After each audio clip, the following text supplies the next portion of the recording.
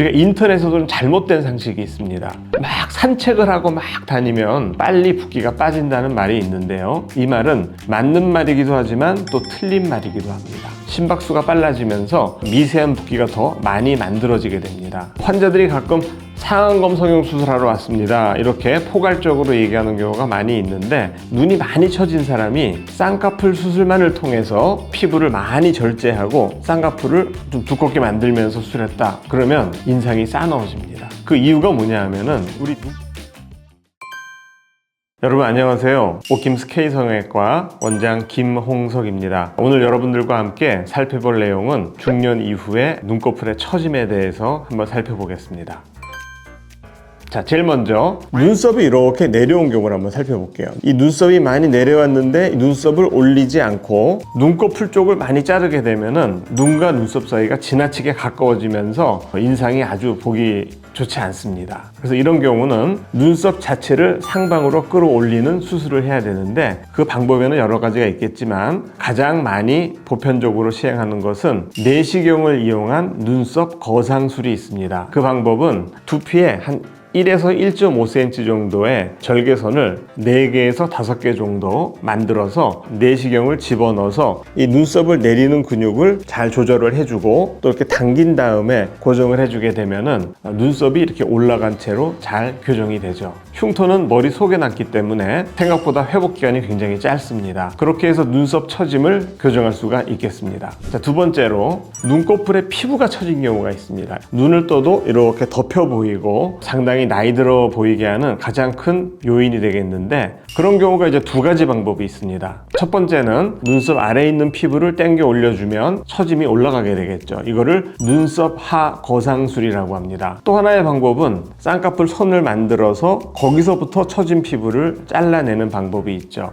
이거를 상안검 성형술 이렇게 주로 많이 이야기합니다. 사람들이 상안검 성형술이 뭐예요? 이렇게 물어보는 경우가 많이 있는데, 우리가 상안검이란 말은 윗 눈꺼풀을 말하는 겁니다. 이 전체가 다 상안검이에요. 그래서 상안검 성형술 안에는 쌍꺼풀 수술도 있고 눈썹 하절제술도 상안검 성형술의 하나의 종류가 되는 것입니다. 환자들이 가끔 상안검 성형 수술하러 왔습니다, 이렇게 포괄적으로 얘기하는 경우가 많이 있는데, 저희는 그래서 그거를 좀 분리를 해서 환자한테 설명을 해주고 쌍꺼풀을 통해서 눈꺼풀을 처진 것을 해결할 것인지, 아니면 눈썹 밑에를 절개를 해서 피부를 잘라내면서 젊게 만들어줄 것인지. 자, 여기서 만일에 눈이 많이 처진 사람이 쌍꺼풀 수술만을 통해서 피부를 많이 절제하고 쌍꺼풀을 좀 두껍게 만들면서 수술했다 그러면 인상이 싸늘어집니다. 그 이유가 뭐냐 하면은, 우리 눈꺼풀을 보면은 이 속눈썹 쪽에 붙어있는 피부는 상당히 얇고 이 눈썹 쪽에 있는 이 피부는 굉장히 두껍거든요. 근데 쌍꺼풀 수술을 통해서 처진 피부를 자르면 이 아래쪽에 있는 얇은 피부를 많이 잘라내게 됩니다. 그러면 위에 있는 두꺼운 피부가 내려와서 쌍꺼풀을 만들게 되기 때문에 상당히 좀 두툼한 보기 싫은 쌍꺼풀이 될 수가 있습니다. 그런 경우에는 눈썹 아래를 절제해서 아래에 있는 얇은 피부가 펴지면서 또 쌍꺼풀 하나 만든다면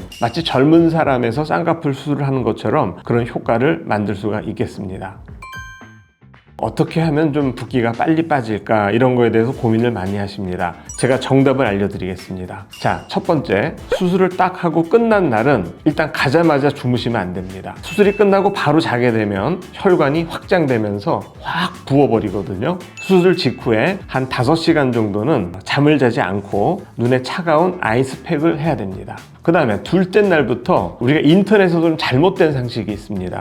막 산책을 하고 막 다니면 빨리 붓기가 빠진다는 말이 있는데요. 이 말은 맞는 말이기도 하지만 또 틀린 말이기도 합니다. 산책을 해서 붓기가 빨리 빠지는 것은 이 급성기가 지난 이후입니다. 그래서 수술한 직후에는 산책하는 게 도움이 되지 않습니다. 오히려 심박수가 빨라지면서 미세한 붓기가 더 많이 만들어지게 됩니다. 그 다음에 또 조심해야 되는 것은 막 심하게 웃거나 또는 막 울거나 막 화를 내거나 또 소리를 막 지르거나 이렇게 얼굴로 혈압이 올라오는 일은 안 하시는 게 좋습니다. 그런 게 다 붓기를 만들기 때문에 조심해야 되겠죠.